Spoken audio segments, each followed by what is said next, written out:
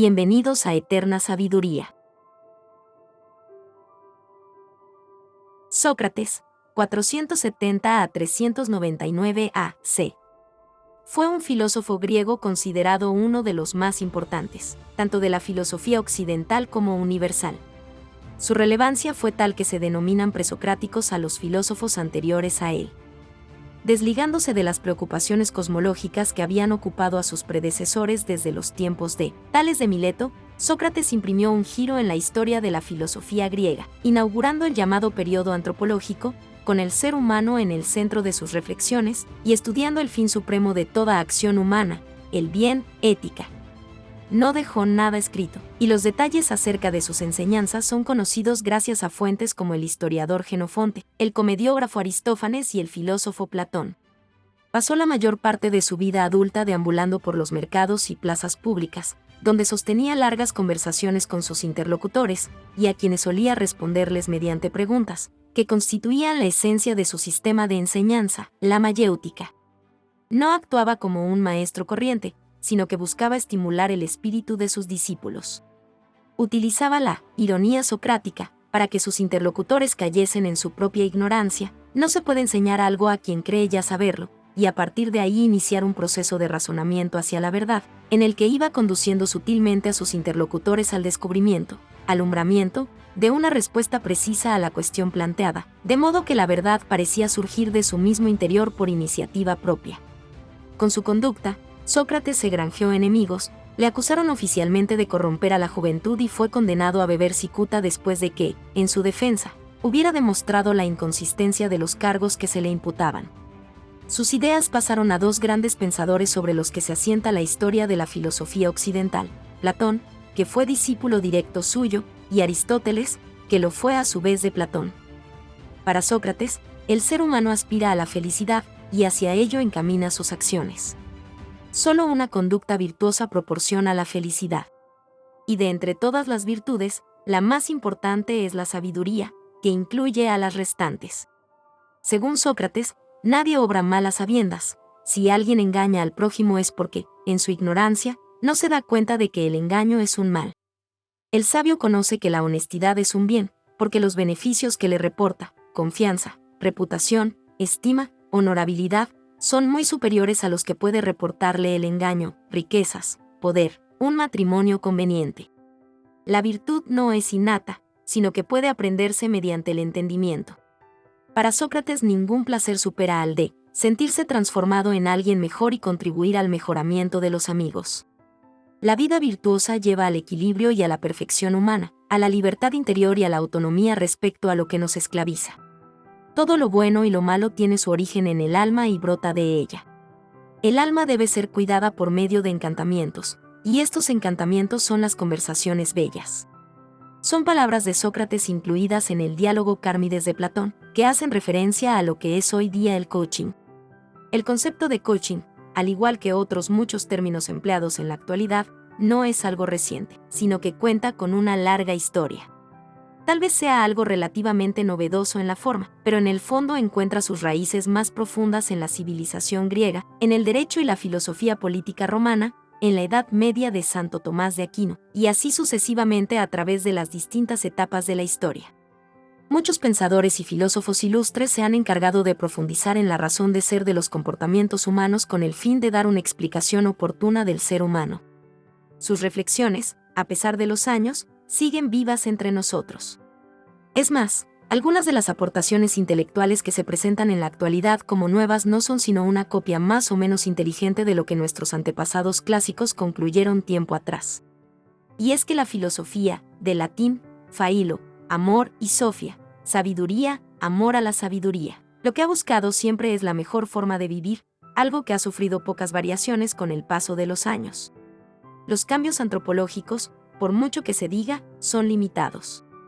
Hallazgos sobre la persona realizados hace más de 2000 años son plenamente brillantes y retadores para nuestros desafíos actuales. Uno de ellos es el método socrático, técnica para adquirir conocimiento por medio de la conversación, que aparece en buena parte de la obra de Platón escrito a modo de diálogos, donde Sócrates es protagonista recurrente. Al igual que hoy día con el coaching, Sócrates conversaba con sus interlocutores por medio de preguntas sutiles, para que tomasen conciencia sobre determinados aspectos y así llegar a la verdad de las cosas. No puedo enseñar nada a nadie. Solo puedo hacerlos pensar. Sócrates decía: los que tienen trato conmigo, aunque parecen algunos muy ignorantes al principio, en cuanto avanza nuestra relación, todos hacen admirables progresos. Y es evidente que no aprenden nunca nada de mí, pues son ellos mismos y por sí mismos los que descubren y engendran muchos bellos pensamientos. En la filosofía del ateniense no existe el enseñar, solo el aprender. Y con esa sencillez se describe hoy día lo que es la metodología del coaching. Sócrates ayudaba a aprender a los demás haciendo preguntas a su interlocutor y dejando que encontrase la respuesta por sí mismo. El método de Sócrates, y hoy día del coaching, recibe el nombre de mayéutica, o arte de las parteras. Según el propio Sócrates, su progenitora, Kenáreta, era una comadrona de cuerpos, ayudaba a dar a luz pero no daba a luz, mientras que él era una comadrona de almas, ayudaba a encontrar respuestas pero no daba respuestas. Así nos dice: mi arte de partear tiene las mismas características que el de ellas, pero se diferencia en el hecho de que asiste a los hombres y no a las mujeres, y examina las almas de los que dan a luz, pero no sus cuerpos. Y continúa más adelante: yo nada sé y soy estéril, pero puedo servirte de partera, y por eso hago encantamientos para que des a luz tu idea. El coachee no aprende del coach, sino de sí mismo, estimulado por este, que le ayuda a preguntarse y a responderse a sí mismo. No aporta respuestas, ayuda a formular preguntas. El coach permanece a la sombra y queda en un segundo plano, mientras que el coachee es el auténtico protagonista de este proceso de acompañamiento. Sócrates, como buen coach, no impone, no enseña verdades ni tesis para que sean aprendidas de memoria, no comunica doctrina alguna, sino que ayuda a sus coaches a que se conviertan en verdaderos filósofos, amantes de la sabiduría, a través de la búsqueda de la verdad, de lo que más conviene. Los diálogos no tratan de temas banales, sino de la forma en que uno debe vivir. La metodología del coaching se basa en el diálogo, porque el mayor bien para un hombre es tener conversaciones acerca de la virtud y de temas similares, es decir, de lo que cualquier hombre, aun de poco sentido, tomaría más en serio. El diálogo lo que busca no es otra cosa que ayudar a conocernos mejor, así como nuestras posibilidades de desarrollo. Nos ayuda a comprender mejor quiénes somos y quiénes queremos ser y, luego, a adquirir las habilidades necesarias para llegar a serlo. Los diálogos buscan la mejor forma de vivir, la más digna, la que contribuye más al fin del hombre, y eso no se consigue sino mediante la conquista de determinadas virtudes, algo mucho más relevante cuando se está al frente de un equipo de gente, pues en las manos del líder está el destino de muchas personas. Sócrates señala: en primer lugar tienes que ejercitar la virtud, y también quien quiera que esté dispuesto a gobernar y cuidar no solo de sus asuntos en particular y de sí mismo, sino también de la ciudad y sus intereses. Sócrates, con su particular forma de interrogar, hace que el coachee salga de su mundo, se encuentre consigo mismo y sepa mejor quién es y quién puede llegar a ser, dónde está, por qué está ahí y cuál es su propósito de vida. En definitiva, el coach pretende que el coachee haga de su vida el mejor de los proyectos vitales posibles, que encuentre su lugar en el mundo y por qué merece la pena vivir, pues si uno no sabe muy bien a dónde va y para qué, es difícil que encuentre argumentos de peso para hacer aquello que debe hacer para la consecución de sus metas. Mi buen amigo, siendo ateniense, de la ciudad más grande y más prestigiada en sabiduría y poder, no te avergüenzas de preocuparte de cómo tendrás las mayores riquezas y la mayor fama y los mayores honores, y, en cambio, no te preocupas ni interesas por la inteligencia, la verdad y por cómo el alma va a ser lo mejor posible. Todos nosotros debemos buscar un maestro lo mejor posible, pues lo necesitamos. Si alguien aspira a alcanzar la mejor versión de sí mismo, contar con un coach no es una posibilidad sino una necesidad. El deporte es una buena metáfora de la vida y enseña muchas cosas. Una de ellas que ningún deportista desarrolla su carrera sin un entrenador a su lado. La razón es obvia. Es muy difícil contemplarse a uno mismo con objetividad y exigirse todo lo que está en las propias manos dar. Como enseña el mundo jurídico, no hay buen juez en causa propia. Son muchos los discípulos de Sócrates que dejaron constancia de cómo su vida había dado un giro a mejor desde que estaban con él. Así, en el diálogo El banquete, Taurus, 2014, de Platón, se recogen las palabras de Apolodoro: Hasta entonces yo daba vueltas de un lado para otro al albur, y aunque creía hacer algo importante, era más digno de lástima que cualquiera, igual que tú ahora mismo. ¿Qué crees que debes ocuparte de todo antes que de practicar la filosofía? Teógenes, en otro de los diálogos, que lleva su nombre, también afirma: porque yo sé de compañeros míos, incluso algo mayores que yo, que antes de tratar con él no valían nada, pero desde que lo frecuentaron, en muy poco tiempo parecen superiores a todos cuantos antes estaban por encima de ellos. Todos necesitamos de alguien que nos oriente. No hay yo sin tú, nos descubrimos con el otro. Es inviable una vida excelente sin ayuda de terceros, pues solo vemos la realidad de manera parcial y la duda nos invade en múltiples ocasiones, lo que hace necesario recurrir a alguien que nos haga de frontón para tomar perspectiva y ver las cosas con más claridad, que nos oriente en las mejores prácticas y nos sirva de apoyo emocional. El que no cree estar necesitado no desea tampoco lo que no cree necesitar.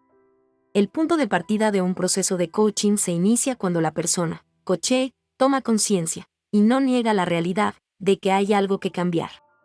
Nadie puede modificar lo que desconoce. Y para ello hay algo fundamental: enfrentar los hechos tal y como son. La realidad no miente.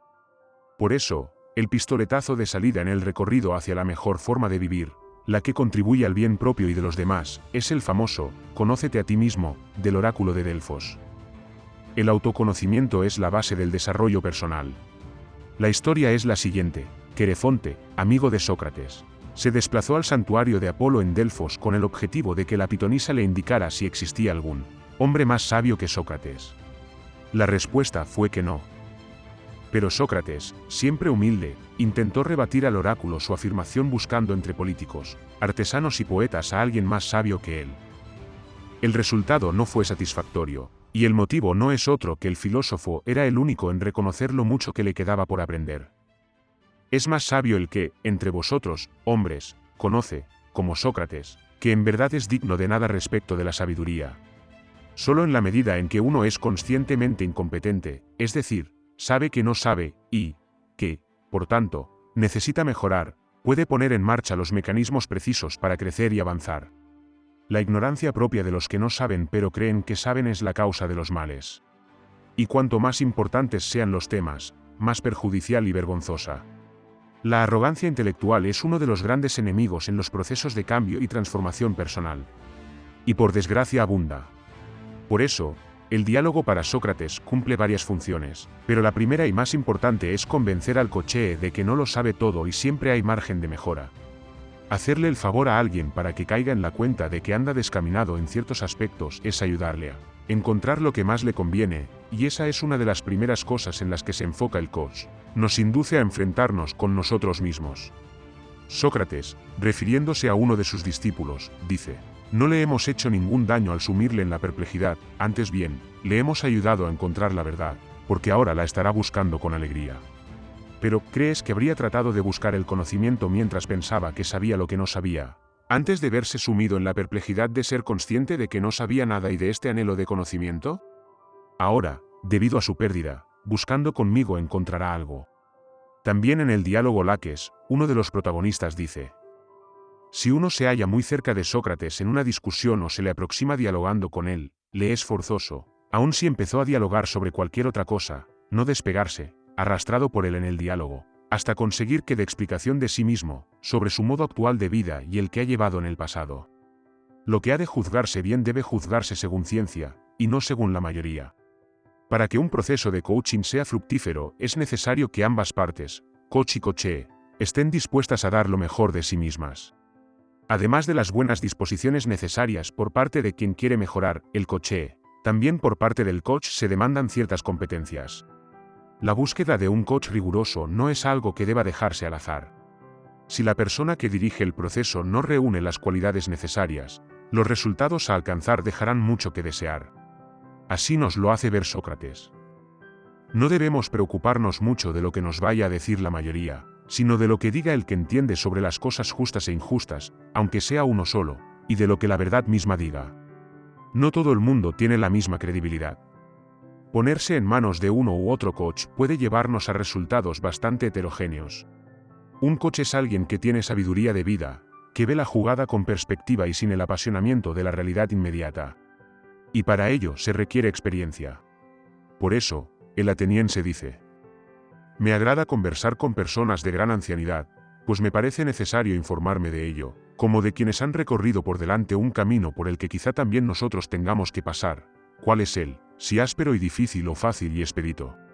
Y con gusto oiría de ti qué opinión tienes de esto. Acudir a opiniones más maduras siempre ayuda a acertar a la hora de tomar decisiones. Haber vivido previamente lo que al coche le ocurre ayuda a empatizar y ponerse en su lugar, y así ofrecer una mejor orientación. La autoridad de Sócrates como coach queda patente en las palabras del historiador Jenofonte en su obra Recuerdos de Sócrates, Alianza, 2009. Tan útil era Sócrates en toda circunstancia y en todos los sentidos que para cualquier persona de mediana sensibilidad que lo considerase era evidente que no había nada más provechoso que unirse a Sócrates y pasar el tiempo con él en cualquier parte y en cualquier circunstancia. Incluso su recuerdo, cuando no estaba presente, era de gran utilidad a quienes solían estar con él y recibir sus enseñanzas, pues, tanto si estaba de broma como si razonaba con seriedad, hacía bien a quienes le trataban. Una vida sin examen no merece ser vivida. Sin autocrítica no hay crecimiento. Por eso, para afrontar un proceso de coaching se requiere valentía. Sinceridad absoluta para abrirse y compartir vivencias, confidencias, experiencias, dudas, inseguridades y miedos. Esto no es sencillo. Estar dispuesto a contemplar nuestras sombras requiere madurez emocional. Si uno adopta una postura hermética, cínica e incrédula, los avances se resentirán. Quien no está dispuesto a afrontar a las claras la verdad no puede crecer. En el diálogo Gorgias, Rialp, 2014, al iniciar una conversación con Sócrates le pregunta qué clase de hombre es para saber cómo debe comportarse con él. Así le dice: si tú eres del mismo tipo de hombre que soy yo, te interrogaré con gusto, si no, lo dejaré. ¿Qué clase de hombre soy yo?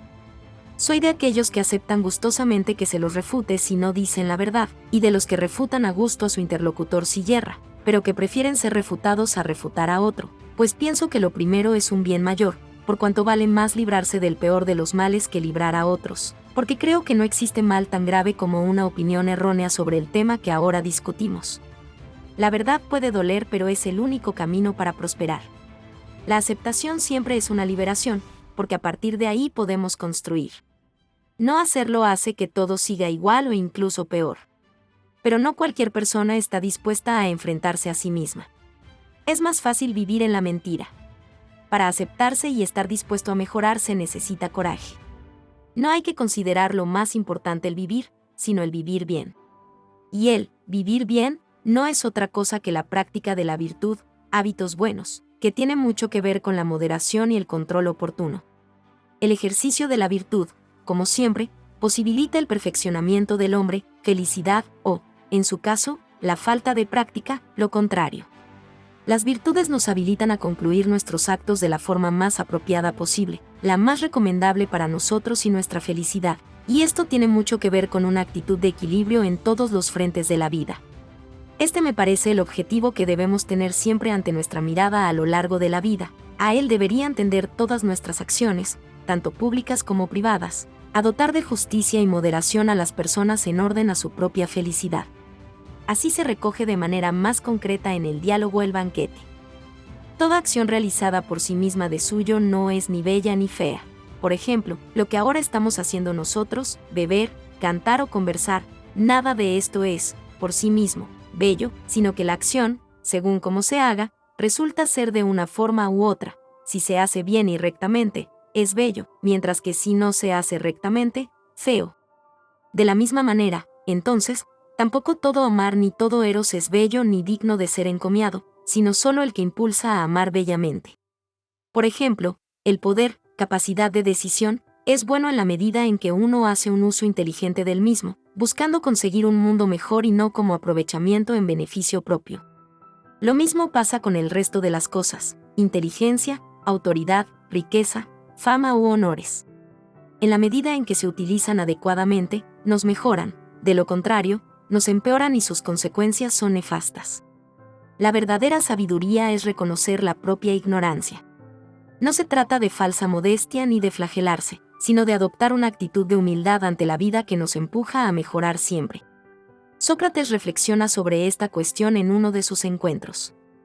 decidí que aunque el hombre parecía sabio a los ojos de muchos, y por encima de todo a sí mismo, en realidad no lo era.